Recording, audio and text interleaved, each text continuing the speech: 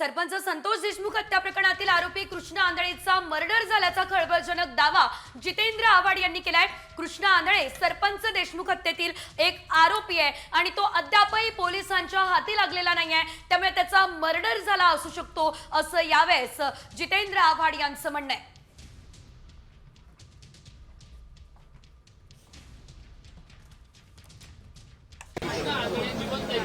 कृष्णा आंधळे जिवंत नाही, त्याचा मर्डर झालेला आहे।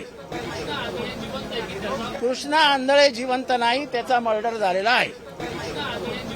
सरपंच संतोष देशमुख हत्या प्रकरणातील आरोपी कृष्णा आंधळेचा मर्डर झाल्याचा खळबळजनक दावा जितेंद्र आव्हाड यांनी केलाय। कृष्णा आंधळे सरपंच देशमुख हत्येतील एक आरोपी आहे आणि तो अद्यापही पोलिसांच्या हाती लागलेला नाहीये, त्यामुळे त्याचा मर्डर झाला असू शकतो असं यावेळेस जितेंद्र आव्हाड यांचं म्हणणं आहे।